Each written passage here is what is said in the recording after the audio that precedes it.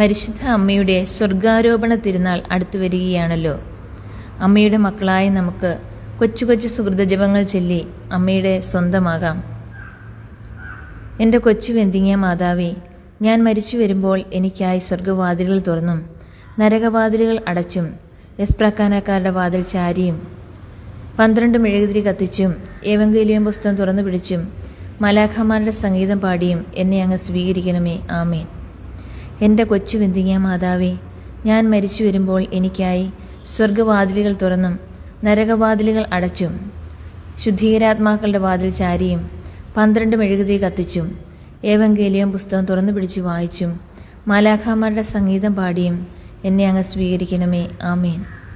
എൻ്റെ കൊച്ചു വെന്തിങ്ങ മാതാവേ, ഞാൻ മരിച്ചു വരുമ്പോൾ എനിക്കായി സ്വർഗവാതിലുകൾ തുറന്നും നരകവാതിലുകൾ അടച്ചും വെസ്പ്രക്കാനക്കാരുടെ വാതിൽ ചാരിയും 12 മെഴുകുതിരികൾ കത്തിച്ചും ഏവങ്കേലിയം പുസ്തകം തുറന്നു പിടിച്ച് വായിച്ചും മാലാഖമാരുടെ സംഗീതം പാടിയും എന്നെ അങ്ങ് സ്വീകരിക്കണമേ.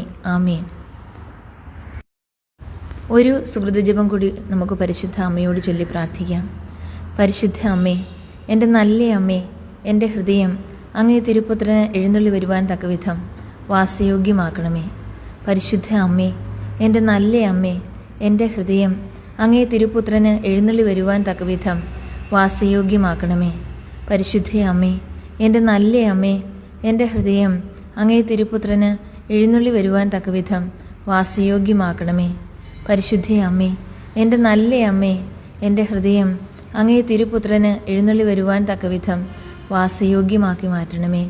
പരിശുദ്ധ അമ്മേ, എൻ്റെ നല്ല അമ്മേ, എൻ്റെ ഹൃദയം അങ്ങേ തിരുപുത്രന് എഴുന്നള്ളി വരുവാൻ തക്കവിധം വാസയോഗ്യമാക്കി മാറ്റണമേ.